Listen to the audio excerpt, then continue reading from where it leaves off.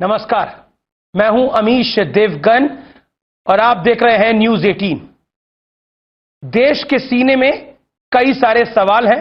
Bharatiya Janata party की सरकार को यानी मोदी सरकार को लगभग 6 साल पूरे हो चुके हैं और मोदी सरकार पार्ट 2 को लगभग 1 साल पूरा हो गया है।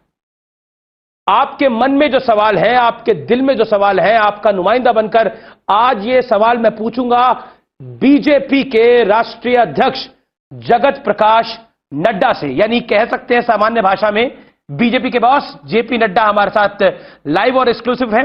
नड्डा जी, आपका स्वागत है। पटना से अपना राजनीतिक सफर शुरू करने वाले बीजेपी के सामान्यकर्ता से अध्यक्ष बने जेपी नड्डा की कहानी भी हम आपको आज बताएंगे, लेकिन आज देश के जो ज्वलंत मुद्दे हैं उन सवालों के जवाब भी पूरे जानेंगे जगत प्रकाश नड्डा जी से। नड्डा जी, आपका अभिनंदन है न्यूज 18 नेटवर्क पर। एक तरफ मोदी सरकार को 1 साल पूरा हो रहा है और 1 साल की कामयाबियां हैं, तो दूसरी तरफ इस कोरोना काल का क्रिटिसिज्म भी है। कैसे देखते हैं आप दोनों को? देखिए, सबसे पहली बात तो यह है कि प्रधानमंत्री मोदी जी के नेतृत्व में जो उनका कार्यकाल 6 वर्ष का, मोदी 1 और मोदी 2, जो दूसरा कार्यकाल का 1 साल, इस 6 वर्षों में उन्होंने 6 दशक के जो गैप था उसको पाटा है। He has bridged the gap of 6 decades in 6 years। आप याद कीजिए 2014 को पॉलिसी पैरालिसिस, सिस्टम क्रम्बल कर रहे थे, एडमिनिस्ट्रेशन एक तरीके से क्रम्बल डाउन सिचुएशन में था, कोई एक्टिविटी आगे बढ़ नहीं रही थी, इंफ्रास्ट्रक्चर एक जिसको बोलते हैं कि रुक सा गया था उसके डेवलपमेंट का। वहां से मोदी जी ने इस कार्य को आगे बढ़ाया और देश को गति दी, और देश के गति के साथ साथ बहुत आयामों को उन्होंने टच करते हुए गरीब, हमारे जो पिछड़े लोग हैं, जो marginal section of the society है, उनकी मेन स्ट्रीमिंग की, हेल्थ की दृष्टि से, एजुकेशन की दृष्टि से, सब चीज़ों को उन्होंने एड्रेस किया। और मोदी 1 के 5 साल के कार्यकाल के कारण ही हमारे को लोगों ने फिर से और अधिक मतों के साथ आशीर्वाद दिया। जहां तक दूसरा वर्ष है, मैं इसको इतिहास के पन्नों में हिस्टोरिकल ईयर मानता हूं। 2019 को it's a historical year. It was a year for accomplishment of the ideological issues long pending, जो देश 130 करोड़ का देश लंबे समय से इंतजार कर रहा था, उन सारी चीजों को पूरा किया मोदी जी के इस कार्यकाल में। और इसी कार्यकाल में एक अकल्पनीय चैलेंज भी आया, कोरोना क्राइसिस का। तो ये एक ऐतिहासिक इस दृष्टि से हुआ, अकॉम्प्लिशमेंट्स की दृष्टि से भी, और कोरोना के क्राइसिस के कारण यहां पर एक ऐसी परिस्थिति बनी जिससे लड़ने की बात थी। मैं ये महसूस करता हूं, क्योंकि मैं बाकी अकॉम्प्लिशमेंट्स के बारे में बाद में बात करूंगा, लेकिन मैं कोरोना के बारे में बात करता हूं। मोदी जी ने कोरोना को टाइमली उसको लॉकडाउन किया, और यह टाइमली डिसीजन, ये हम नहीं कह रहे हैं, दुनिया की संस्थाएं बोल रही हैं, it was a right decision at right time, और जन भागीदारी से किया। जी नड्डा जी, 1 साल सरकार को कंप्लीट हो रहा है। अभी आपने बोला 2019 एक हिस्टोरिकल ईयर रहा, लेकिन इस साल 19-20 के अंदर, लेकिन उसी साल 2019 में 300 सीटों के साथ मोदी सरकार जीत कर आती है। हरियाणा में आप लोग सरकार बनाते हैं, लेकिन गठबंधन के साथ, दुष्यंत चौटाला के साथ। महाराष्ट्र में आपका गठबंधन जीत कर आता है, लेकिन सरकार नहीं बना पाता। दिल्ली का चुनाव आप हार जाते हैं, तो कुछ लैप्सेस भी रहे, या फिर कहें तो कई जगह नुकसान भी देखना पड़ा। देखिए, आप हमेशा एक बात को कहता हूं जी, और मैं मीडिया के साथ कभी भी उसमें अपने आप को शामिल नहीं करता। कोई इलेक्शन हम जीतते हैं, आप कहते हैं सेमीफाइनल, जी final. There is no semifinal. Every election is a different election altogether. इसलिए जब हम मोदी 2 की बात कर रहे हैं तो हम स्टेट्स की बात नहीं कर रहे हैं, हम बात कर रहे हैं केंद्र सरकार के, और रिपोर्ट कार्ड भी केंद्र सरकार के बारे में। हर इलेक्शन अलग अलग होता है। हां, कुछ दिक्कतें आई होंगी, लेकिन उनके कारण भी अलग अलग हैं। अब मैं मध्य प्रदेश की बात करूं, पर कोरोना की वजह से वो जश्न तो फीका पड़ गया। नहीं, बिल्कुल नहीं। कोरोना की वजह से जश्न ये अलग, तो इसको तो हम लोगों ने जश्न के रूप में मनाया ही नहीं। बिल्कुल, हम लोगों ने जश्न के रूप में मनाया नहीं, सिर्फ ये है कि एक साल की एक्टिविटी को, ऑल्दो अकॉम्प्लिशमेंट्स हिस्टोरिकल है जी, हमने कोशिश ये की कि जनता तक एक साल के कार्य जो मोदी जी ने किए हैं वो जाएं, वो हम वहां तक पहुंचा पाए। लेकिन जश्न का कोई मामला नहीं था और कोई हम लोगों ने उस तरीके का कार्यक्रम पार्टी ने नहीं लिया। हमने ये लिया कि हम नीचे तक अपनी बात जरूर पहुंचाएं, लेकिन कोरोना क्राइसिस में जो मोदी जी ने काम किया उसके बारे में भी हम बताना चाहते हैं कि इंटरनेशनल ऑर्गेनाइजेशंस ने, सब लोगों ने ये माना कि this is the holistic approach which Modi ji has taken and other countries should replicate.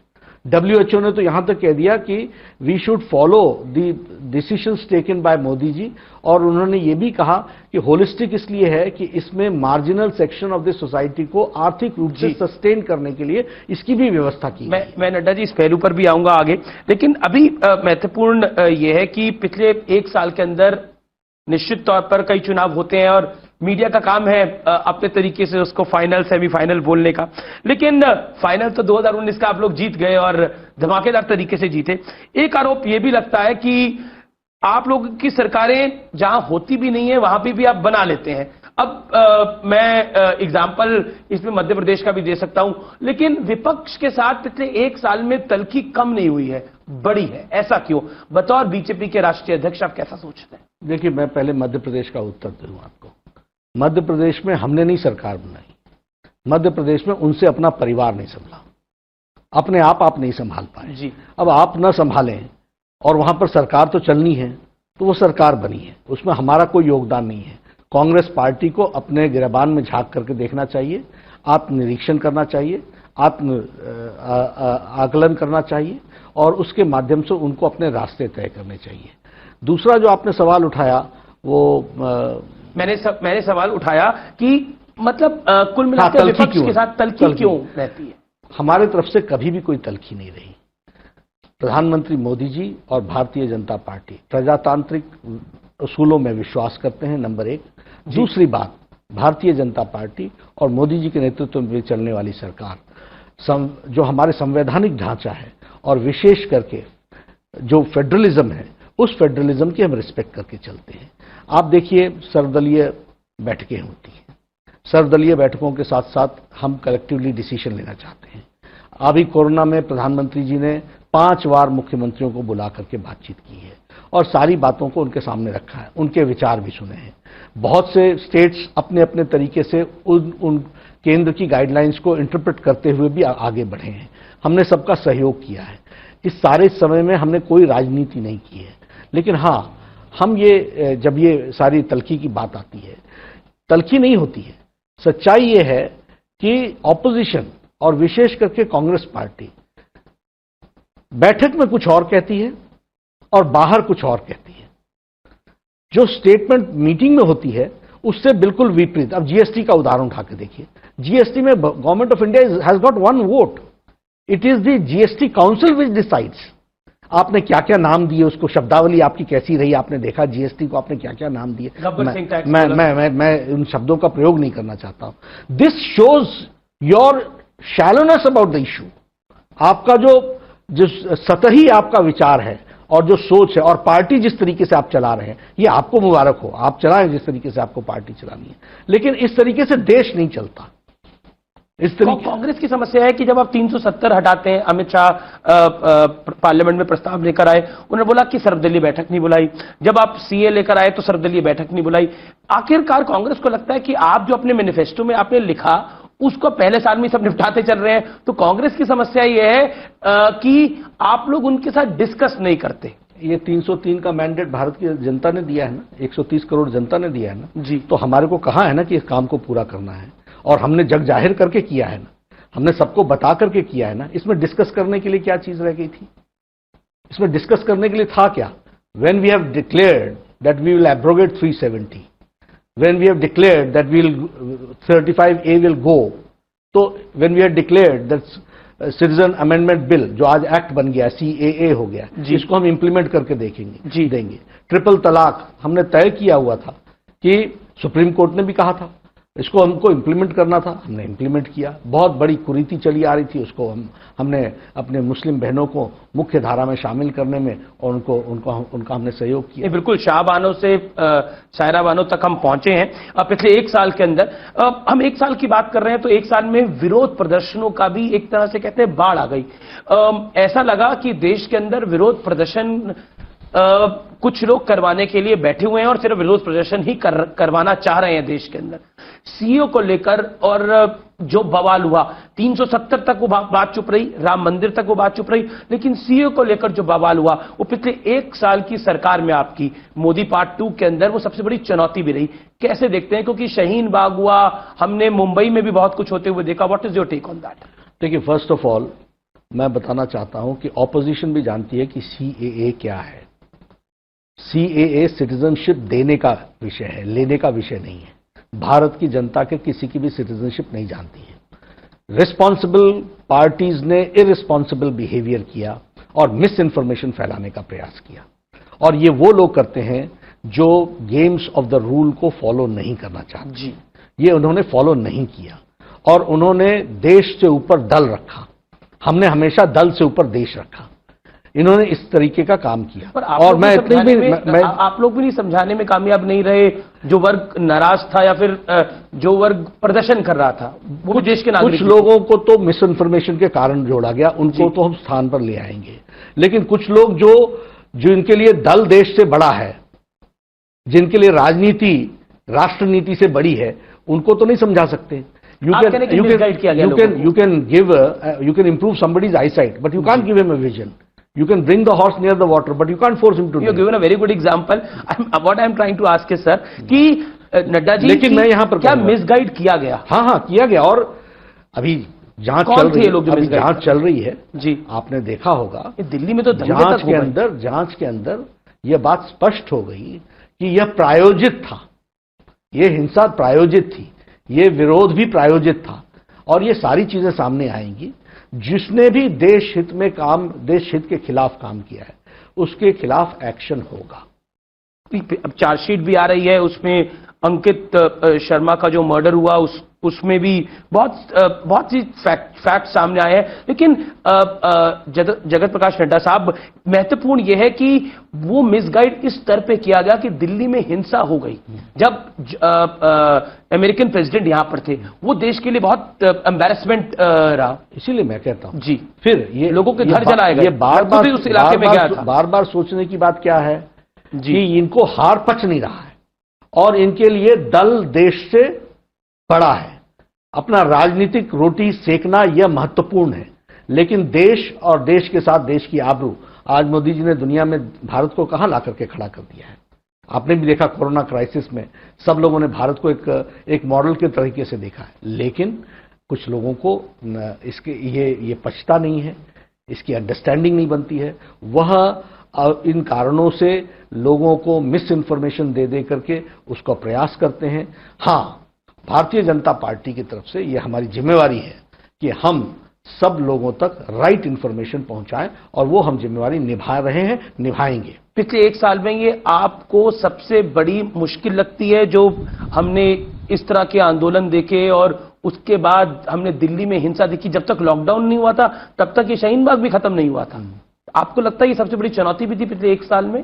देखिए, मोदी सरकार की चुनौती नहीं, ये भारतीय जनता पार्टी की दोनों ये हमारे सामने ये घटनाएं घटी हैं जी। इन घटनाओं को जैसे भारत सरकार को देखना चाहिए, उस तरीके से हमने देखा है और उसी तरीके से इसका निवारण किया जाएगा। लेकिन भारतीय जनता पार्टी की तरफ से, भारतीय जनता पार्टी की तरफ से इसकी गहराई को हमने समझा है और इसकी जो उसको हम कहते हैं बारीकियों को भी समझा है। उन बारीकियों को ध्यान में रख करके हम अपने कैडर्स को, क्योंकि आपने बहुत बोला कि कुछ लोगों के लिए राष्ट्रहित जो है वो पीछे होता है, दलित ऊपर होता है। आम आदमी पार्टी के एक कॉर्पोरेटर ताहिर हुसैन के खिलाफ जो चार्जशीट हुई है अभी दिल्ली पुलिस ने करी है, जो इन्वेस्टिगेटिंग एजेंसी है उसने करी है, उसमें उसको मास्टरमाइंड बताया गया है। और मैं खुद ताहिर हुसैन के घर पे गया था, यहाँ पे पेट्रोल बम से लेकर पता नहीं क्या क्या था, मैंने ग्राउंड रिपोर्ट उस पर करी थी। सबसे पहले न्यूज 18 ने ही उस पर खुलासा करा था। क्या मैं इसमें बताऊं? जी। अब कई बार क्या होता है, जो हम बोल रहे होते हैं जी, उस समय उसको सब्सटैंशिएट करने के लिए कोई कारण नहीं होता। लेकिन जब समय का पर्दा हटता है तो हमें बोलने की जरूरत नहीं होती, वो सब्सटैंशिएटेड हो जाता है। सारे दिल्ली चुनाव में मैं कहता रहा और हमारी पार्टी कहती रही कि वोट बैंक की राजनीति की जा रही है। ये समझ में नहीं आया, लेकिन आज जब इन्वेस्टिगेशंस के तार नीचे तक जा रहे हैं और अंकित शर्मा को टच कर रहे हैं, जब वो उसकी इन्वेस्टिगेशन के तार जिनका आपने नाम लिया उससे जा रहे हैं, तो समझ में आता है कि आप पार्टी के क्रेडेंशियल्स क्या है। आप पार्टी के हाथी के दांत दिखाने के और है और खाने के और है, और यही मैं उस समय कहता था। तो कोई बात नहीं, democracy is a learning process.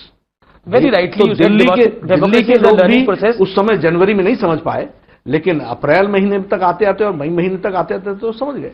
मैं भी बतौर जर्नलिस्ट, मेरे लिए भी देश पहले और बाकी सब चीजें बाद में है। जब मैं ताहिर हुसैन के बारे में हम इन्वेस्टिगेशन कर रहे थे तो उनके पास करोड़ों रुपए का मामला है, और वो करोड़ों रुपए कैसे आए, इंटरनेशनल तार तो नहीं है इस मुद्दे के, क्योंकि हर्ष मंदार जिस तरह के बयान दे रहे थे फिर वो विदेश भाग गए। ये कहीं ना कहीं एक बड़ी कॉन्स्पिरेसी की तरफ हिंट करता है जगत प्रकाश नड्डा जी। और क्योंकि अब जब अनलॉक हो रहा है देश, शाहीन बाग में दोबारा आंदोलन शुरू करने की बात हो रही है, तो चिंता की लकीर इसलिए खिंचती है कि ये वर्ग नहीं रुक रहा, ये लोग नहीं रुक रहे। देखिए, मैं फिर कहूंगा कि लोग नहीं, कुछ लोग हैं जी जिनका उद्देश्य जो मैंने आपको बताया वो है जी। लेकिन भारत सरकार इन सब चीजों के बारे में सजग है जी। गृह मंत्रालय इन सब चीजों के बारे में सजग है। आपका 2 दिन पहले ही हमारे गृह मंत्री अमित शाह जी से आपकी वार्तालाप हुई है जी। तो आपने देखा होगा, उन्होंने बहुत अच्छे से उसको एक्सप्लेन किया है। इसलिए आप आश्वस्त रहिए, यह देश मजबूती की ओर जाएगा, अखंड भारत की दृष्टि से जो हम अपने मजबूती के साथ देश को आगे बढ़ाएंगे, एक भारत श्रेष्ठ भारत बढ़ाएंगे, इसको हम आगे ले जाएंगे। जी। खबर यह भी है, जैसे मैंने पूछा कि शाहीन बाग का प्रोटेस्ट अगर दोबारा शुरू होता है तो इस बार बीजेपी वो वाली गलती तो नहीं करेगी, या फिर सरकार वो वाली गलती नहीं करेगी कि इनको बैठने दे लंबा, क्योंकि एक सड़क पूरी तो देखिए गृह मंत्रालय का विषय होगा, गृह मंत्रालय इसकी चिंता करेगी। पार्टी प्रेसिडेंट हम इस बात की चिंता जरूर करेंगे कि जनता तक सही संदेश जाए और जनता गुमराह न हो। क्या बीजेपी दोबारा शाहीन बाग के पक्ष में है या नहीं है? देखिए, हम प्रजातांत्रिक विषयों के बारे में हमेशा सजग रहते हैं जी। किसी को भी कोई अपनी बात कहनी हो, कहने के सारे प्लेटफॉर्म्स हैं, लेकिन प्लेटफॉर्म्स के साथ साथ कानून व्यवस्था हाथ में लेने का किसी का अधिकार नहीं है। जी। जम्मू कश्मीर में से 370 और 35A को हटाया गया। आपने इस साक्षात्कार में भी अभी थोड़ी देर पहले बोला कि ये हमने लगातार अपने मैनिफेस्टो में था, अटल बिहारी वाजपेयी के समय से, एल के अडवाणी के समय से, नरेंद्र मोदी, अमित शाह के समय तक, और अब आप पार्टी के अध्यक्ष हैं। इसके पीछे जो मकसद था क्या वो पूरा हो गया है? क्योंकि विपक्ष सवाल उठाता है कि चलिए आपने अब 370 हटा दिया, पंडित नेहरू कहते थे घिसते घिसते घिस जाएगा, घिस गया लगभग, नरेंद्र मोदी सरकार ने उसको घिस दिया पूरी तरह से, लेकिन क्या वो मकसद जो था वो पूरा हो गया? क्योंकि लगभग 6-7 महीने हुए हैं। बिल्कुल, मैं आपको बताना चाहता हूं सबसे पहली बात कि मैं इसको ऐतिहासिक घड़ी इसलिए मानता हूं जी, क्योंकि बचपन से हम नारा लगाते रहे, एक देश में 2 निशान, 2 विधान, 2 संविधान, 2 प्रधान नहीं चलेंगे।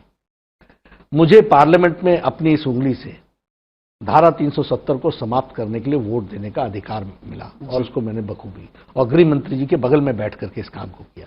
ये ऐतिहासिक घड़ी मुझे याद है। वैसे जब आपने राजनीति शुरू करी होगी, मैं माफी चाहता हूं आपको टोक रहा हूं बीच में, तब आपने कभी सोचा था कि 370 फुल मैंडेट के साथ भारतीय जनता पार्टी की सरकार हटा दे? देखिए, हम इस बात से कन्विंस थे कि हमारा रास्ता सही है, और रास्ता सही हो तो रोड़े जितने भी आएंगे। नहीं, जब आप पटना में राजनीति करते थे उस समय भी जी, राइट फ्रॉम वेरी बिगनिंग जी, जब हमने राजनीति शुरू की, उस समय ऑपोजिशन में जाने का मतलब मूर्खता होती थी जी, लेकिन उस समय आइडियोलॉजिकली कमिटमेंट के साथ हम आगे बढ़े और हमने कहा कि हमारा रास्ता सही है, जितने भी रास्ते में रुकावटें आएंगी सब दूर होंगी और हम सफल होंगे। वो सफलता का दिन भी हमने देखा। तो इसलिए मैं तो बड़ा खुश हुआ। लेकिन जहां तक आपने बात की मकसद पूरा मकसद पूरा हुआ। देखिए, जम्मू कश्मीर में भारत सरकार के 106 कानून लागू नहीं होते थे, यहां तक कि प्रिवेंशन ऑफ करप्शन एक्ट भी लागू नहीं होता था, यहां तक कि पॉक्सो भी लागू नहीं होता था, prevention of children against sexual abuse. उसी तरीके से वहां पर वुमेन को भी राइट नहीं मिलता था। उसी तरीके से वहां मुस्लिम भाई हमारे जो गुजर हैं, बकरवाल हैं, उनको राजनीतिक रिजर्वेशन नहीं थी। उसी तरीके से हमारे जो पाकिस्तान से, वेस्ट पाकिस्तान से आए हुए लोग थे और बस गए थे, उनको वोटिंग राइट नहीं था, उनको डोमिसाइल सर्टिफिकेट नहीं मिलता था। उसी तरीके से जो हमारे वाल्मीकि भाई थे, वो सिर्फ सफाई कर्मचारी की नौकरी कर सकते थे, उनका बेटा कोई जज नहीं बन सकता था, कोई इंजीनियर नहीं बन सकता था, वो सिर्फ सफाई कर्मचारी ही बन सकता था। ये परिस्थिति थी। आज उन सब चीजों से उनको निजात मिल गई है। जम्मू कश्मीर की और कश्मीर की महिलाओं को प्रॉपर्टी में बराबर का अधिकार, अगर वो स्टेट से बाहर भी किसी से शादी करते हैं तब भी उनका प्रॉपर्टी का अधिकार बरकरार रहेगा। भारत के कानून अक्षरशः लेटर और स्पिरिट में लागू हुए। वहां के पंचायत के प्रधानों को पैसा नहीं मिलता था। ये हमारे राजीव गांधी जी ने 74th अमेंडमेंट बिल लेकर के आए और पंचायत के पैसे को सीधे पहुंचाने का प्रयास किया। उनकी ही सरकार रही, गुलाम नबी आजाद वहां चीफ मिनिस्टर रहे, वो नहीं कर सके। आप मोदी जी ने अब भारत का पैसा सीधे श्रीनगर के ट्रेजरी में नहीं जाता, सीधे पंचायत को जाता है। ये डेवलपमेंट का और वहां के पंचायत के प्रधान अब महसूस कर रहे हैं कि डेवलपमेंट नाम का क्या डेवलपमेंट होता क्या है। उसी तरीके से लद्दाख इतने सालों से इग्नोर्ड था, जम्मू के कुछ एरियाज इतने सालों से इग्नोर्ड थे। Now they have been mainstreamed, वो मेन स्ट्रीमिंग में आ गए हैं, वो मुख्य धारा में आए हैं और भारत के साथ उनका, जिसको हम कहते हैं कि मेन स्ट्रीमिंग हुई है, भारत के सारे कानून वहां लागू हो रहे हैं। अब इसीलिए जम्मू कश्मीर बैंक की इंक्वायरी शुरू हो गई है और उस इंक्वायरी में आपको पता चलेगा कि कौन कौन लोग क्या क्या करते रहे, काफी नाम सामने भी इतने सालों में क्या करते रहे।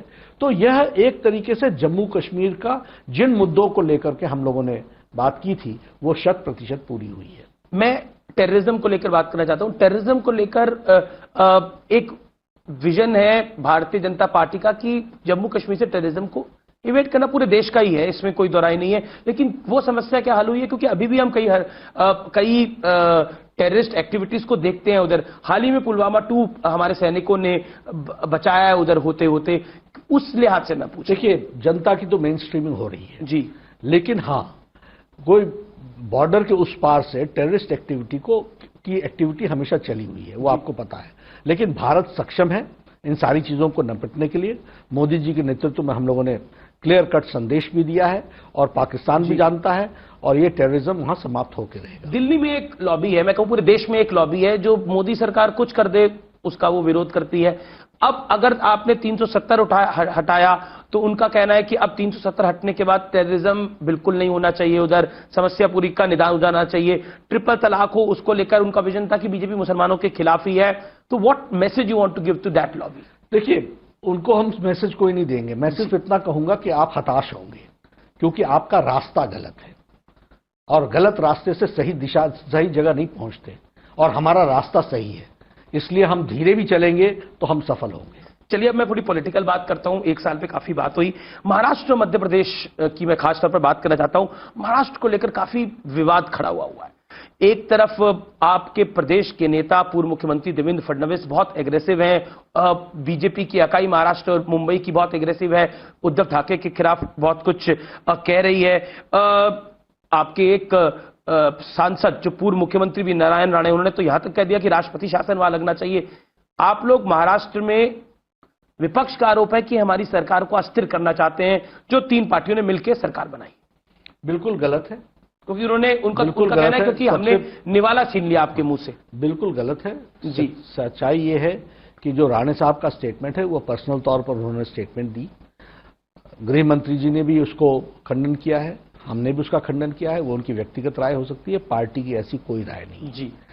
हमने कोरोना के टाइम पर भी जिम्मेदारी से सिर्फ महाराष्ट्र सरकार को समय समय पर आगाह किया है कि जो रास्ता आप कोरोना को डील करने के लिए ले रहे हैं और जिस तरीके से आपका एडमिनिस्ट्रेशन काम कर रहा है उसको दुरुस्त होना चाहिए, उसको और मजबूती से काम करना चाहिए। भारत सरकार से कोई मदद की आवश्यकता है तो आप बताइए, लेकिन हमने उनके सिस्टम को कहीं डिस्टर्ब करने का प्रयास मैं सवाल बहुत सीधा पूछ रहा हूं, बिल्कुल जलेबी की तरह नहीं इसको घुमा रहा। महाराष्ट्र में क्या मध्य प्रदेश का नाटक हो सकता है? विपक्ष को ये डर है? नहीं, उनको डर रखने की कोई जरूरत नहीं है, लेकिन हां मैं फिर बताता हूं, मध्य प्रदेश में उनसे अपना घर नहीं संभला जी। तो ये वो ध्यान में अब मैं कांग्रेस के बड़े नेता हैं राहुल गांधी, वो कहते हैं कि महाराष्ट्र में हम सरकार में जरूर शामिल हैं, लेकिन फैसलों में हमारी प्रमुख भागीदारी नहीं है। आप मुझसे पंजाब पे पूछिए, राजस्थान पे पूछिए, छत्तीसगढ़ पे पूछिए, ये एक प्रेस वार्ता में उन्होंने बोला। तो इसीलिए जो बतौर पत्रकार हमारा शक है वो बढ़ जाता है कि कुछ तो गड़बड़ है वहां पर। देखिए, राहुल जी की राजनीति के बारे में अंडरस्टैंडिंग क्या है ये आप जानते हैं जी।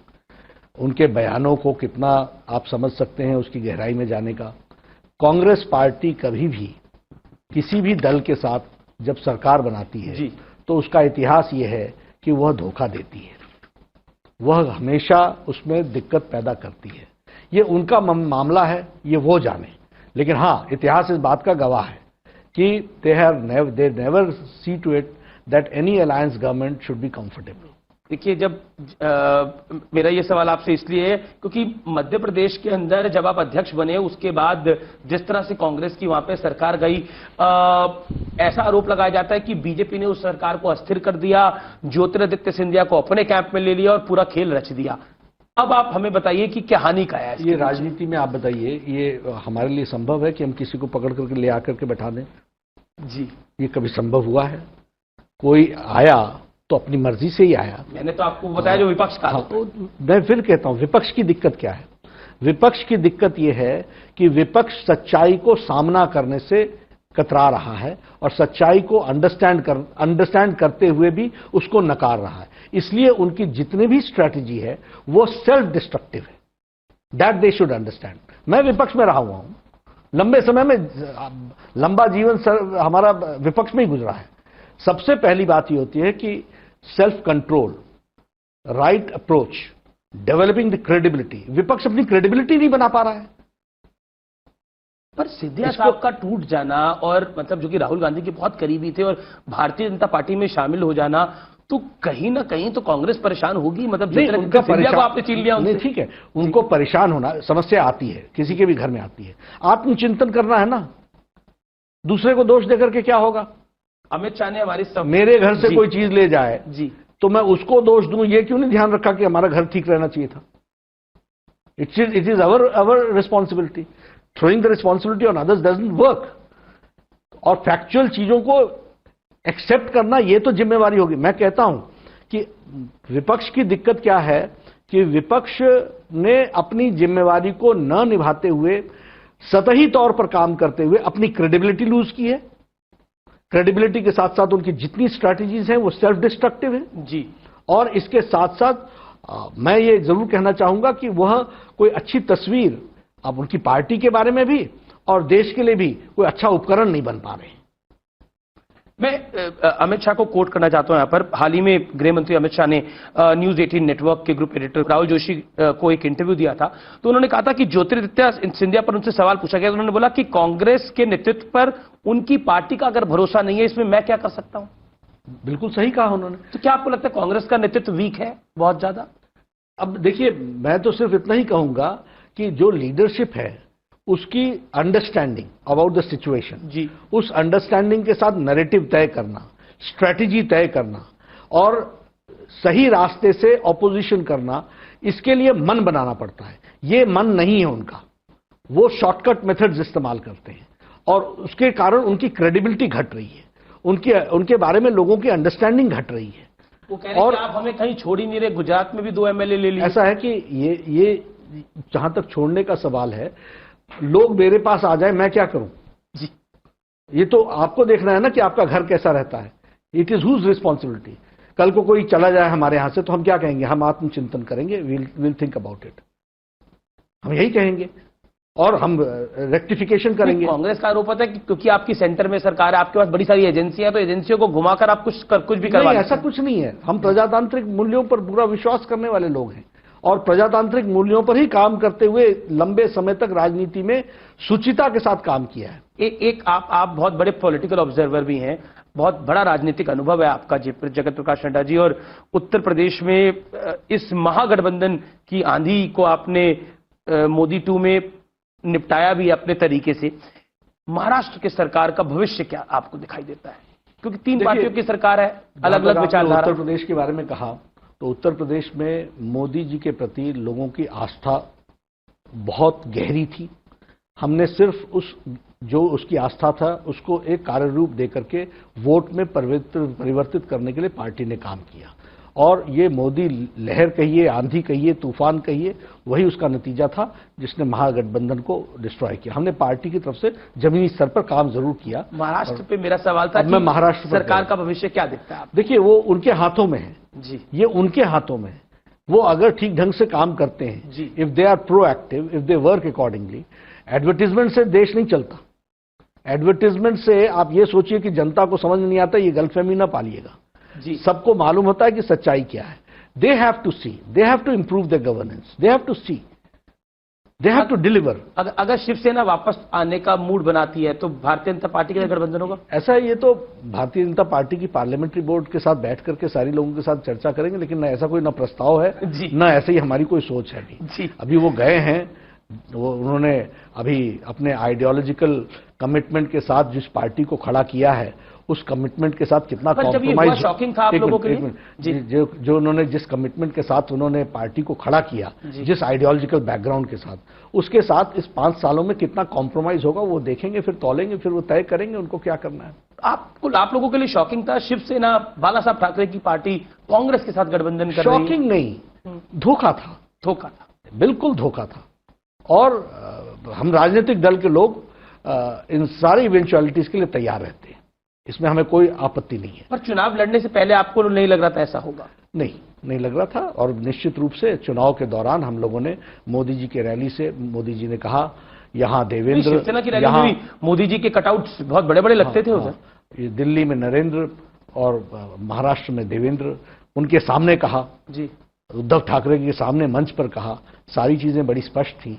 देवेंद्र जी के नेतृत्व में ही चुनाव लड़ा जाना था, लड़ा गया, अच्छी जीत हासिल हुई। जीत हासिल होने के बाद आप अगर धोखा दोगे तो ठीक है, राजनीति में होता है सब कुछ। हम तैयार रहे, हम इस इवेंचुअलिटी के लिए तैयार रहे जी। अब मैं और हम उनको हमेशा ये कहते हैं कि आप सरकार चलाओ। अब आपने सरकार में आप जिन बातों को लेकर के आप गए हैं, जिस टाइप का आपका अलायंस हुआ, जिस टाइप का आपका अलायंस हुआ है, हम एक बात जानते हैं, unholy alliances does not take you to holy goals. जी, मैं बढ़ता हूं आगे, कोरोना की बात करता हूं। देश में कोरोना की शुरुआत जब हुई उसके बाद लॉकडाउन हुआ, लेकिन तबलीगी जमात का मामला सामने आ गया। क्या आपको लगता है कि तबलीगी जमात ने भारत में कोरोना की स्पीड को, जो लॉकडाउन के बाद बहुत कम हो जानी चाहिए थी, उसको उतना कम नहीं किया? देखिए, इसमें तो कोई दो राय नहीं है। तो फैक्ट्स बताते हैं, फिगर्स बताती हैं। जहां जहां हॉटस्पॉट्स बने, जिन हॉटस्पॉट्स को अगर आप सर्वे करेंगे, ये आपके रिसर्च का विषय है, तो वो हॉटस्पॉट्स उसी स्थानों पर बने जहां कोरोना कैरियर्स वहां गए, उन्होंने इन्फॉर्म नहीं किया, उसमें से वो बढ़ते चले गए। और निश्चित रूप से लॉकडाउन में एक ऐसा इवेंचुअलिटी आया जिसमें कोरोना के केसेस घटने के बजाय बढ़ने लगे। लेकिन हमारे को हेल्थ सिस्टम पर बड़ा भरोसा रहा और सभी प्रदेश की सरकारों ने अपने अच्छा काम किया, उसको हम ओवरकम कर पाए हैं। और उन हॉटस्पॉट्स में भी कंटेनमेंट जोन को भी हम संभाल पाए हैं। पर तबलीगी जमात ने, आप मानते हैं कि उसने भी इसको बढ़ाया? बिल्कुल। और उसमें मतलब ये हम नहीं मानते जी, कि सारी मीडिया आंकड़े मानते हैं, सारी मीडिया मानती है, सब लोग मानते हैं कि जहां जहां वो गए, अब इसमें कोई दो राय नहीं है। पर मौलाना साहब गिरफ्तार क्यों नहीं हुए अभी तक? अब ये तो गृह मंत्रालय इसकी सारी चिंताएं कर रहा है। एक ही बात मैं आपको हमेशा कहता हूं कि यहां कोई गलत करने वाला बचेगा नहीं, और जिसने सही किया होगा उसको कोई प्रताड़ना नहीं होगी। और जुडिशियरी भी यहाँ की इंडिपेंडेंट है, इसलिए जुडिशियरी भी पूरा अपना स्टैंड लेकर के चलेगी और भारत की सरकार पारदर्शिता के साथ काम कर रही है। राम मंदिर का डिसीजन आया, उसके बाद जैसे former chief justice Ranjan Gogoi को राज्यसभा भेजा गया, मनोनीत करके भेजा गया, उसके ऊपर कांग्रेस ने बहुत सारे सवाल खड़ा कर दिए। क्योंकि आपने जुडिशरी की बात करी तो इस पर मैं सवाल ये हमेशा खड़ा करते रहेंगे, लेकिन 5 जजेस का बेंच जी सर्वसम्मति से अपना फैसला देता है, विद आर्ग्यूमेंट्स देता है जी। ये फैसला ऐसा नहीं है जिसमें आर्ग्यूमेंट्स नहीं हुए, सारे आर्ग्यूमेंट्स रखते हुए। और उसमें हमारे एक मुस्लिम भाई भी जज के रूप में रहते हैं, सब लोग मिल करके देते हैं। ये जुडिशरी की इंडिपेंडेंस का एक जीता जागता तस्वीर है। अंतर्राष्ट्रीय जुडिशरी में भी इस बात को माना गया है कि भारत ने बहुत मैच्योर तरीके से इन चीजों को हैंडल किया है। जी, मैं बढ़ता हूं आगे। हाल ही में दुनिया के तमाम देशों ने, WHO ने, बिल गेट्स ने और दुनिया की कई बड़ी एजेंसियों ने तारीफ करी कि भारत ने समय पर लॉकडाउन कर दिया है। लेकिन कांग्रेस पार्टी, राहुल गांधी कह रहे हैं कि जब लॉकडाउन करना चाहिए था तब करा नहीं, जब अनलॉक नहीं करना चाहिए था तब अनलॉक कर दिया। यानी मोदी सरकार में कंफ्यूजन है। ऐसा है, कंफ्यूजन उनके अपने में है जी। उनके मन में, उनके दिमाग में। और मैं फिर कहता हूं, राहुल गांधी जी की इस मामले में जानकारियां भी सीमित हैं और अंडरस्टैंडिंग भी सीमित है।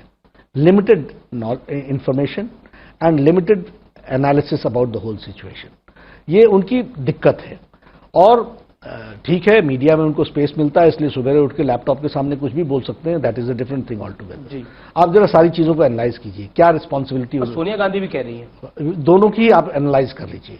आप किस तरीके से इन्होंने कोरोना क्राइसिस को देखा है। कोरोना क्राइसिस में सिवाय पॉलिटिक्स के इन लोगों ने कुछ नहीं किया, लिप सर्विस एंड पॉलिटिक्स। जब हम लॉकडाउन लगाया, मजदूरों के साथ एक फिल्म भी बनाई थी राहुल गांधी ने, आऊंगा उस पर भी जी। जब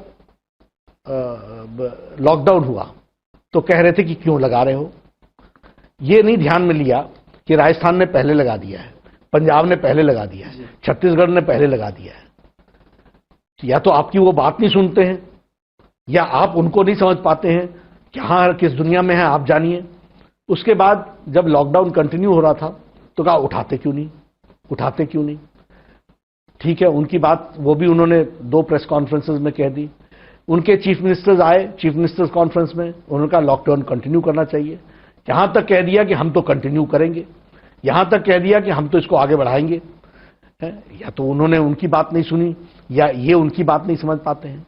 जब हम उठाने लगे, हमारे ही लोगों ने कहा, उनके चीफ मिनिस्टर सब ने कहा कि हमको इसके साथ जीना पड़ेगा, हम चाहते हैं कुछ करें। तो ये बोलने लगे कि उठा क्यों रहे हो, लॉकडाउन क्यों उठा रहे हो, और अब केसेस बढ़ रहे हैं। तो ये सीमित जानकारियों का और सीमित समझदारी का ये नतीजा है, और इसीलिए ऑपोजिशन की अपनी क्रेडिबिलिटी एट स्टेक है। और इसका वो उत्तर दे, वो इसको देखें। हम ये महसूस करते हैं कि मोदी जी के नेतृत्व में कोरोना क्राइसिस को, इन तमाम अकल्पनीय समस्याओं के बीच में भी पूरी ताकत के साथ, पूरी शिद्दत के साथ और सबको साथ लेकर के, जन भागीदारी के साथ, जनता को साथ लेकर के इससे लड़ने का एक बहुत सफल प्रयास किया है। राहुल गांधी ने हाल ही में बजाज ऑटो के मैनेजिंग डायरेक्टर राजीव बजाज के साथ एक संवाद किया, जिसमें राजीव बजाज ने यह कहने की कोशिश की कि देश में लोग सच बोलने से डरते हैं। उनके पिता ने भी, राहुल बजाज साहब ने भी एक कार्यक्रम में इसी तरह की बात को कहा था। लॉकडाउन पर उन्होंने कहा कि आम आदमी के नजरिए से ये काफी कठिन है, क्योंकि भारत जैसा लॉकडाउन तो पूरी दुनिया में कहीं नहीं हुआ। तो आज राहुल गांधी के साथ संवाद में उन्होंने इस बात का जिक्र किया कि लोग हिंदुस्तान में बात करने से डर रहे हैं।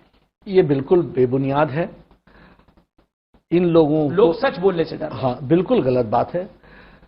लोगों को कोई दिक्कत नहीं है, कुछ नेताओं को है, क्योंकि वो तर्कपूर्ण बात नहीं कर रहे हैं, और तर्कपूर्ण बात सच्ची होती है। राजीव बजाज तो इंडस्ट्रियलिस्ट है, हो सकते हैं, लेकिन तर्कपूर्ण तो इसका जरूरी तो नहीं कि कोई इंडस्ट्रियलिस्ट हो जाए तो तर्कपूर्ण ही हो जाए। जी, तर्क के साथ चीजों को रखना। अब आप ही देखिए, इंटरनेशनल स्टैंडर्ड्स में जब हम कोरोना क्राइसिस को डील करते हैं, बड़े बड़े महाशक्तिशाली देश अपने आप को लाचार महसूस करते हैं, और भारत 142 करोड़ का देश में से 3 लाख से ज्यादा लोग मारे गए, जो ये 15 देश हैं, और 137 करोड़ का देश। और आज हम अगर बात करें तो हमारे यहां माइक्रोस्कोप, किसी की भी मौत होती है वो दुखदाई है, उसकी चिंता होनी चाहिए, और वो उसको हम रोकने का भी प्रयास कर रहे हैं। कोमॉर्बिडिटी केसेस को भी हम डील करने का प्रयास कर रहे हैं। यहां 1000 डेडिकेटेड कोविड हॉस्पिटल्स बने हैं, 2 लाख बेड्स हैं, 60,000 वेंटिलेटर्स का इंतजाम हो गया, 4.5 लाख पर्सनल प्रोटेक्शन इक्विपमेंट हर दिन तैयार हो रहे हैं, मास्क लाखों के हिसाब से बन रहे हैं, हर एक तरीके की व्यवस्था की गई है। लेकिन इसके साथ साथ हम लड़ने के लिए तैयार होकर के आगे बढ़ रहे हैं। ये सारी चीजें अगर कोई जानता होता तो इन तर्क पर बात करें ना। सच बोलने में राहुल गांधी इसमें एक तर्क भी देते हैं। वो तर्क मैं आपको बताता हूं कि लॉकडाउन फेल हो गया है और राज्यों को उनके हाल पर छोड़ दिया है मोदी सरकार ने, कि राज्य अब खुद जिए, हमारा कोई मतलब नहीं। ये राज्यों को 5 बार मुख्यमंत्री बैठक बुला करके जो बातें की हैं वो किसने की हैं? वो प्रधानमंत्री जी ने की हैं। उनकी कौन सी बात है जो नहीं मानी है, और कौन सी बात में उनको छूट नहीं दी गई है? और सब लोगों ने कहा, बैठक में कहा कि हमें अपना नाउ वी विल डिसाइड, आप जनरल गाइडलाइंस दे दीजिए, वी विल डिसाइड अनलॉक हमने कैसे करना है, तो ये दिया है। लेकिन इसके लिए पढ़ना पड़ता है, राहुल गांधी जी को पढ़ना पड़ेगा। He has to read, he has to go through the details, he has to go through the MHA guidelines. उस MHA गाइडलाइंस में लिखा हुआ है states well shall be free. उन्होंने ही कहा था कि हमको फ्री करो। तो आप बताइए ना कि उन्होंने लॉकडाउन कर दिया, ये बोलते हैं लॉकडाउन क्यों किया। ये उनका इशारा मुझे लगता है ये होगा कि स्टेट्स को कुछ पैसे और देने चाहिए। ऐसा है, क्योंकि सोनिया गांधी ने ऐसा है कहा कि 7500 रुपए हर मजदूर को ऐसा है, प्रधानमंत्री जी ने सबके विकास के लिए और सबके डेवलपमेंट के लिए पूरा पैसा दिया है, जो जिसका हक बनता है। ये अच्छा, गवर्नमेंट्स ऐसे नहीं फंक्शन करते हैं कि आपने कहा जी हमको इतने दे दो, हम आपको उतने दे देंगे। सब चीज का पैमाना बना हुआ है, उस पैमाने के तहत ही हमको पैसे का डिस्ट्रीब्यूशन करना पड़ता है। आप कहेंगे तो आपको मैं लिस्ट भिजवा दूंगा, जिसमें सभी स्टेट्स को उनके पॉपुलेशन के आधार पर और उनके सिचुएशन को देखते हुए पैसे भेजे गए हैं। यानी आप कह रहे हैं केंद्र पूरी मदद कर रहा है, पूरी मदद, लेकिन हाल ही में और पैकेजेस में भी पूरी मदद, PM केयर फंड में भी पूरी मदद, जी हर तरीके से उनकी पूरी मदद हो रही है। हाँ, कुछ दुर्भाग्य है कि जो मिल जाए जी तो उस पर अपना स्टिकर लगा करके जनता के बीच में पहुंचा दो और आगे डिमांड कर दो। ये भी इतना भी गैर जिम्मेदार नहीं होना चाहिए। एक जगह तो प्रियंका गांधी वाड्रा आप लोगों की सरकार की मदद करना चाह रही थी उत्तर प्रदेश में 1000 बसें चलाकर। उसका उद्देश्य मदद करना नहीं था, राजनीति करना था जी। और मैं बहुत स्पष्ट हूं इस मामले में जी। राजस्थान से बच्चों को कोटा से, तब मुख्यमंत्री गहलोत को आंखों में पानी नहीं आया है। बिहार से बसें लेकर के उनको वापस घर तक पहुंचाने का काम बिहार ने लिया। योगी जी ने अपनी बसें भेज करके उन बच्चों को वहां पहुंचाया। हिमाचल का मैं रहने वाला हूं, हमारे मुख्यमंत्री ने हिमाचल से बसें भेजी और बसें भेज करके बच्चों को ले गए। हरियाणा के लोगों ने वापस बच्चों को ले गए। तब ये बसें कहां खड़ी थी? तब ये क्या कर रहे थे? पंजाब से लोग और तेलंगाना से लोग, राजस्थान के लोग आए बेचारे मुसीबत में। उस समय गहलोत साहब क्या कह रहे थे? ये कह रहे थे आना ठीक नहीं है। तो ये डबल स्टैंडर्ड्स, और मैं इसको एक्सपोज करता हूं जी। और फिर मैं कहूंगा दीज आर क्रोकोडाइल टीयर्स। ये घड़ियाली आंसू है, राजनीति का कैसे ओतप्रोत है। इसका कोई संबंध नहीं है जनसेवा से। हां, अभी आप फोटो ऑप्शन की बात कर रहे थे कि राहुल गांधी जी गए और उन्होंने फोटो ऑप्शन किया, एक फिल्म बनी, एक फिल्म में डॉक्यूमेंट्री। मैं भारतीय जनता पार्टी के राष्ट्रीय अध्यक्ष की तरफ से अहम भाव से नहीं, गौरव से नहीं, लेकिन सेवा भाव से बताना चाहता हूं 19 करोड़ लोगों को हम लोगों ने फूड पैकेट्स पहुंचाए हैं इस क्राइसिस में। 5 करोड़ लोगों को हम लोगों ने राशन पहुंचाया है, 10 दिन का, 20 दिन का, 1 महीने का। हम ये नहीं कहते कि ये पूरा हो गया, हमारा प्रयास रहा। उसी तरीके से हम लोगों ने 5 करोड़ से ज्यादा मास्क पहुंचाए हैं। उसी तरीके से हम लोगों ने लाखों के हिसाब से हमारे मजदूरों भाई जो जा रहे थे उनको चरण पादुका का इंतजाम किया है। फोटो नहीं खिंचवाया है, उनको चाय पिलाई है, भोजन कराया है, आराम कराया है, बस का व्यवस्था करके उनको घर पहुंचाने का काम किया है। अब कांग्रेस पार्टी बता सकती है कि ऐसा एक भी उन्होंने कैंपेन लिया हो? अब मैं आपसे पूछता हूं, ममता बनर्जी के साथ बीजेपी की मोदी सरकार की तलखी क्या है? क्योंकि वो तो ये तक कहते हैं कि आइए अब आप ही सरकार चला लीजिए, उन्होंने ये बात को बोला। देखिए, इस कोरोना क्राइसिस के समय में हमारा उद्देश्य तो सबकी मदद करना है जी, और सबको इस क्राइसिस से उभारना है, और उसमें हम पूरी कोशिश कर रहे हैं। ममता जी की दिक्कत यह है कि उनको गवर्नेंस से पहले ऑपोजिशन समझ में आता है जी। गवर्नेंस उनकी प्रायोरिटी नहीं है, उनकी प्रायोरिटी है ऑपोजिशन करना। मैं आपको एक उदाहरण देता हूं। जब लॉकडाउन हो रहा था, अमेरिका का क्या हाल था, स्पेन का क्या हाल था, इटली का क्या हाल था, सारे यूरोप का क्या हाल था, इवन चाइना भी नहीं बता रहा था कि उसका हाल क्या है। ऐसी स्थिति में मोदी जी ने लॉकडाउन किया। ममता जी का बयान क्या था कि CAA से ध्यान हटाने के लिए ये कोरोना का हवा खड़ा हो किया। अभी तो एक और बयान दिया, कोरोना एक्सप्रेस भेज रहा है सेंटर। अब सुनिए, ये कोरोना का हवा खड़ा किया जा रहा है। What does this mean Amish ji? इसका मतलब आपको अपनी जनता की चिंता और अंडरस्टैंडिंग ऑफ द सिचुएशन, इसके बारे में आपकी जानकारियां के बारे में एक पर्दा उठता है। लोगों को पता चलता है कि आपके लिए गवर्नेंस और पॉलिटिक्स ही सब कुछ है, लोगों की सेवा करना कुछ नहीं है। हर चीज को ऑपोजिशन से देखना और हर चीज पर जिसको कहते हैं कि केंद्र के द्वारा हर मदद को शक की निगाह से देखना और उसको अवेल नहीं करना, और अवेल करना तो अपने नाम पर अवेल करना, ये सब काम आपने कोरोना के दिनों में किया है, अच्छा नहीं है। हम आज भी आपकी पूरी मदद करेंगे, जो भी मदद चाहिए वो हम देंगे, और हम देंगे मतलब मोदी जी देंगे। मैं पॉलिटिकल बात करता हूं, क्योंकि कोरोना पे हमने काफी बात करी। बीजेपी के आप एक कार्यकर्ता से अध्यक्ष बने, और इस साल आपके दो बड़े मिशन रहेंगे, यानी आने वाले साल के अंदर दो बड़े मिशन रहेंगे, एक बिहार और दूसरा बंगाल। बंगाल की लड़ाई क्या बहुत बड़ी है बीजेपी के लिए, क्योंकि आपके बहुत सारे सांसद भी वहां पर चुनकर आए हैं, और ममता बनर्जी बहुत गुस्सा भी कर जाती हैं, बहुत एग्रेसिव भी हो जाती है बीजेपी को लेकर। देखिए, हर लड़ाई बड़ी होती है जी, लेकिन हर लड़ाई को हम लड़ने के लिए तैयार हैं, सक्षम हैं। बिहार में हम लोग सक्षम तरीके से चुनाव की तैयारी कर रहे हैं। एनडीए के नेतृत्व में, नीतीश जी के नेतृत्व में हम चुनाव लड़ेंगे। बंगाल का मिशन इसलिए बड़ा है क्योंकि हर लड़ाई बंगाल की लड़ाई भी बहुत बड़ी है। चुनावी हिंसा वहां बहुत होती है, चाहे लोकसभा चुनाव हो चाहे पंचायत चुनाव हो। लेकिन हम प्रजातांत्रिक तरीके से चुनाव लड़ेंगे और प्रजातांत्रिक तरीके से चुनाव जीतेंगे। एक बात मैं बता दूं कि बंगाल में ममता जी की धरती खिसक चुकी है, लोग समझ चुके हैं, लोग कष्ट में हैं, लोग त्राहिमाम कर रहे हैं, हर चीज का राजनीतिकरण हो रहा है और राजनीति की दृष्टि से ही देखा जा रहा है। तृणमूल कांग्रेस के कार्यकर्ता कट मनी कॉन्सेप्ट को लेकर के चले हुए हैं, कट मनी कल्चर है वहां पर, आम आदमी त्रस्त है, और वह भारतीय जनता पार्टी के नेतृत्व में सुचिता की सरकार के लिए आतुर है। बंगाल की राजनीति में खासतौर पर हमने जो लेफ्ट को देखा, और जितना मैं समझता हूं, और फिर उसके बाद टीएमसी को देखा, एक रक्त चरित्र है, या फिर कोई विरोध में बात करे तो उस पर एफआईआर करा दो। क्या कहना चाहते हैं आप? ये उनके संस्कार में आ गया है, चाहे सीपीएम हो चाहे तृणमूल कांग्रेस है, उनके संस्कार में violence is an instrument in political delivery, ये उनका एक तरीका हो गया है। लेकिन बंगाल की जनता शांतिपूर्ण तरीके से एक सुचिता वाली सरकार, एक डिलीवरी वाली सरकार चाहती है, और मोदी जी के जो अच्छे काम हुए हैं वो बंगाल में भी ठीक ढंग से रेप्लिकेट हों, ये इसकी इच्छा रखती है। मेरा अगला सवाल यही है कि क्या आपको लगता है कि अब वर्चुअल रैली ज्यादा होंगी, क्योंकि कोरोना के बाद पॉलिटिक्स का भी नैरेटिव थोड़ा बदल गया है? देखिए, अभी मैं नहीं कह सकता कि एक तो कोरोना के क्राइसिस का इम्पैक्ट और कितना कैसा रहेगा, लेकिन हाँ, हम सब लोगों के लिए नया एक्सपीरियंस होगा जी। ये चुनाव कोरोना के साए में ही लड़ा जाएगा, इसलिए जो हम लोग जो हमारे चुनाव के कैंपेन के जो रेगुलर तरीके थे वो रेगुलर तरीके नहीं लागू हो रहे हैं। अभी मैं आपसे सिर्फ शेयर करूं कि एक साल पूरे होने पर जब हम भारतीय जनता पार्टी की तरफ से अपना संदेश दे रहे हैं तो 75 हमारे वर्चुअल रैलीज हो रही हैं जी, और एक एक रैली में 50-50 हजार लोग जुड़ेंगे। इसी तरीके से 3000 से ज्यादा वीडियो कॉन्फ्रेंसिंग हो रही है, और इसी तरीके से 500 से ज्यादा समाज के विभिन्न वर्गों की वीडियो कॉन्फ्रेंसिंग होगी।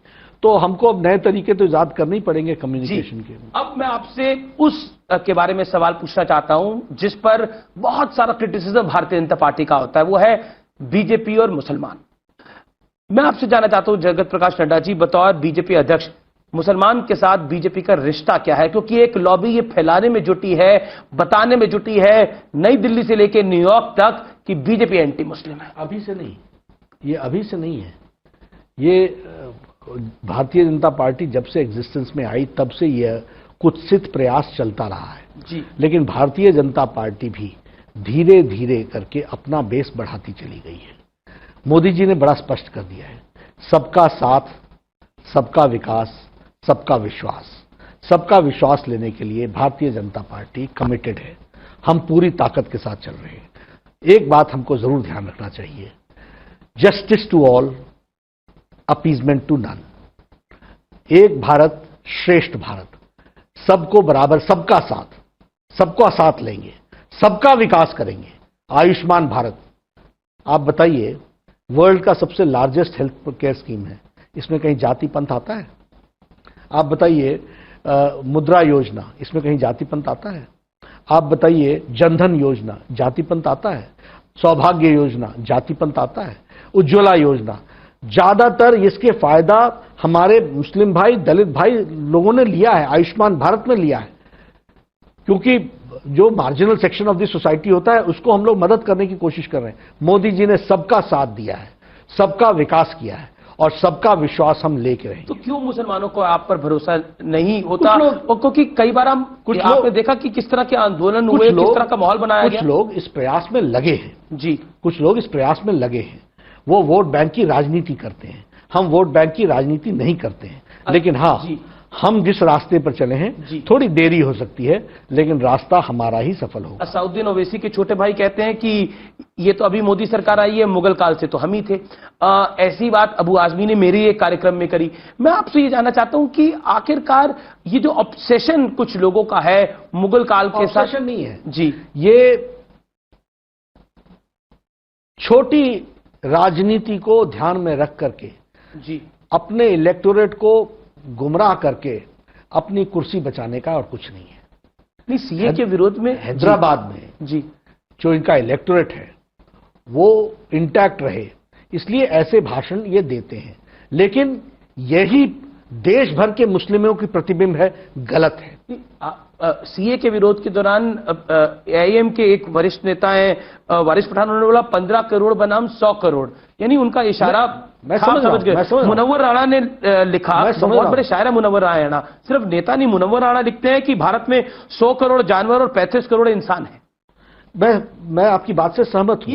ये सिर्फ नेता नहीं है, ये एक लॉबी भी है जो लगातार ये नैरेटिव को चलाती है, पूरे देश में चलाती है। ये बिल्कुल चलाती है और दुनिया तक ले जाती है। और नहीं, अंतर्राष्ट्रीय तरफ से भी में भी पहुंचाने का इसको प्रयास करते हैं। लेकिन मैं फिर कहना चाहता हूं, हमारा रास्ता सच्चा है और हम ये भी मानते हैं कि इस तरह की स्टेटमेंट देकर के आप कुछ लोगों को तो गुमराह कर सकते हो। सारा देश और सारे मुस्लिम समुदाय का ये प्रतिबिंब नहीं है। This is not the image, और ये सबकी सोच नहीं है। हमको सब लोगों को इस बात का ध्यान में रखना पड़ेगा कि राइट माइंडेड सोच वाले लोगों को मजबूती प्रदान करनी पड़ेगी, उनको साथ लेना पड़ेगा, और उसके लिए भारतीय जनता पार्टी कमिटेड है। सबका साथ, सबका विकास, सबका विश्वास प्रधानमंत्री मोदी कहते हैं, लेकिन बीजेपी मुसलमानों को कॉन्फिडेंस में ले क्यों नहीं पा रही? हमारा प्रयास है जी, मैं फिर कह रहा हूं, हमारा प्रयास है और हम इसमें आगे चल करके सफल होंगे, क्योंकि हमारा रास्ता सही है। हाँ, मैंने पहले कहा आपको, justice to all, appeasement to none, एक भारत श्रेष्ठ भारत, सबका साथ, सबका विकास, सबका विश्वास। मैं आगे आता हूं। पॉलिटिक्स पर अगर हम वापस लौट कर आए तो देश में मजबूत विपक्ष भी बहुत जरूरी है, लेकिन ये निश्चित तौर पर आप कहेंगे ये हमारी तो जिम्मेदारी नहीं है। लेकिन क्या आपको लगता है कि जो कमजोर विपक्ष है वो भी आपकी सरकार की मजबूती के लिए जिम्मेदार है? नहीं, देखिए, जहां तक मोदी जी का सवाल है, मोदी जी किसी के कमजोरी पर बने हैं ये नहीं है। मोदी जी 130 करोड़ देश के आशीर्वाद से बने हैं और पॉजिटिव वोट से बने हैं। He is not prime minister because of negative voting, he is prime minister because of positive voting. उनको सकारात्मक वोट मिले हैं, देश सुरक्षित है उनके हाथों में, इस विश्वास के साथ मिले हैं। जहां तक ऑपोजिशन का सवाल है, मैंने इसी इंटरव्यू में इतने इशारे दे दिए ऑपोजिशन को, समझने वालों के लिए तो इशारा ही काफी। गांधी परिवार के साथ आप लोगों का भी विशेष प्रेम है, उनका भी? मेरा कोई विशेष प्रेम नहीं है, आपने देखा होगा। नहीं, मैं कह रहा हूं आपकी पार्टी का भी विशेष, पार्टी का भी कोई विशेष प्रेम नहीं है। लेकिन हाँ, वो ऑपोजिशन के लीडर हैं, वो सुबह कुछ बोलेंगे तो शाम को तो हमारे को ही बोलना है ना जी। लेकिन मैं फिर इसी इंटरव्यू में मैंने इतने इशारे ऑपोजिशन को दिए, अगर वो हासिल कर लें। अब ये शब्दावली देखो आप, कि राहुल जी का जो शब्दों में उन्होंने कहा वो उनका भाव नहीं था, उनके भाव को समझिए। अभी क्या भाव को समझे? उन्होंने तो प्रधानमंत्री को डंडे मारने तक की बात कह दी। फिर नहीं, वो तो खैर, वो तो उसका तो जवाब भारत की जनता ने दिया जी, उसका तो भारत की जनता ने जवाब दिया। और यह उनकी कांग्रेस पार्टी की जो एक विरासत है जी, उसको विचार करना चाहिए कि ये स्टेटमेंट उसकी विरासत से मेल खाता है कि नहीं करता है। ये तो उनके लिए सोचने की बात है। मैं फिर यही बता रहा हूं कि आत्मचिंतन करने की जरूरत है, दूसरे को मत बोलो, अपने बल्ले को देखो भैया। बिल्कुल आखिरी 2 सवाल हैं। आर्थिक संकट भी खड़ा हुआ है इस काल के अंदर। ऐसा माना जा रहा है कि आत्मनिर्भर भारत की बात करी और 20,000 करोड़ का पैकेज दिया, लेकिन 20 लाख करोड़ का पैकेज दिया, लेकिन उसके बाद प्रधानमंत्री तक तो ठीक था, लेकिन वित्त मंत्री उस तरह से नहीं समझा पाई देश को भी और विपक्ष को भी। देखिए, साधारण आदमी तक पहुंचाने का जिम्मा भारतीय जनता पार्टी ने लिया है जी, हम नीचे तक ले जा रहे हैं जी। हमको एक बात समझनी चाहिए कि कुछ पैकेज का पार्ट है जिसमें हम लोगों ने लोगों की मदद की है जी, जिसमें हमने पैसा को पहुंचाने का प्रयास किया है। फिर चाहे वो जनधन योजना है, फिर चाहे वो राशन है, फिर चाहे वो उनके अकाउंट्स में प्रधानमंत्री किसान सम्मान निधि है, फिर चाहे दिव्यांग लोगों को पैसे देने की बात है। लेकिन इससे आगे आत्मनिर्भर भारत को खड़ा करने के लिए हर सेगमेंट के लिए, और इसकी सारी रचना ऐसे की गई है जिसमें वह उसको जो हासिल होना चाहिए था उसमें जो बॉटलनेक्स आते हैं उनको दूर करके उन सारे रिफॉर्म्स को ला करके इसको करने का प्रयास किया है। और इसको हम निश्चित रूप से जनता के सामने बखूबी रखेंगे। और ये हमारे अपना जो 1 साल हम मना रहे हैं जी, उसमें हम नीचे तक अपनी जनता के बीच में जा रहे हैं। अब मैं थोड़ा 1977 में आप पटना विश्वविद्यालय में, या फिर कहें तो आप छात्र राजनीति पटना में कर रहे थे, आपके फादर भी वहीं थे, तो मैं उससे जुड़ी कुछ तस्वीरें भी आपके लिए लेकर आया हूं। अगर आप देख पाए, ये 4 तस्वीरें हैं जी। ये तस्वीर है 1978 की, अखिल भारतीय विद्यार्थी परिषद का मैं विद्यार्थी था और जयप्रकाश नारायण जी को हम लोगों ने एक कार्यक्रम में इनवाइट किया था। एक हम यात्रा निकाल रहे थे, वो यात्रा थी एजुकेशनल चेंज के बारे में, एक जगह जगह पर डिस्कोर्सेज हों उसकी चिंता करने के लिए। ये कहानी है आपके कार्यकर्ता से अध्यक्ष बनने की, क्योंकि एक तस्वीर में आप एबीवीपी में है, दूसरी में आप युवा मोर्चा में, उस तस्वीर में तो मुझे प्रमोद महाजन, विजय गोयल, रविशंकर प्रसाद, मुख्तार अब्बास नकवी सब दिख रहे हैं। ये तब था जब मैं युवा मोर्चा का अध्यक्ष बना जी। और मैं बड़ा अपने आप को खुशनसीब समझता हूं कि मुझे भारतीय जनता पार्टी में युवा काल से लेकर के आज तक हर जगह पर काम करने का मौका मिला और हर जिसको हम कहें कि हर स्तर पे काम करने का मौका मिला। ये राष्ट्रीय संघर्ष मोर्चा बनाया था जी, 1987 की तस्वीर है। तो और आखिरी तस्वीर जो है वो आपकी और अमित शाह जी की साथ में है, जिसमें मुझे लगता है कि आप अध्यक्ष का कार्यभार ले रहे हैं। जी। तो वो कैसा पल था? निश्चित रूप से मैं ये मानूंगा कि कार्यकर्ता से शीर्ष पद था। खुशी का पल तो था ही जी, लेकिन जिम्मेवारी का भी बोध था, एक बात। और दूसरी बात कि मैं नहीं, हम सब लोग मिल करके जी इस पार्टी को आगे बढ़ाएंगे, इस बोध के साथ में काम को संभाला। बहुत बहुत शुक्रिया जगत प्रकाश नड्डा जी, आपने बहुत बेबाक बातचीत करी, स्पष्ट रूप से बातचीत करी और अपने क्रिटिक्स को भी पूर्ण रूप से जवाब दिया। बहुत बहुत शुक्रिया, धन्यवाद न्यूज 18 नेटवर्क के साथ। धन्यवाद अमीश जी, आपके साथ बात करना बहुत अच्छा लगा। शुक्रिया बहुत बहुत। तो ये थे जगत प्रकाश नड्डा जिन्होंने बेबाकी के साथ हर बात को रखा। नमस्कार।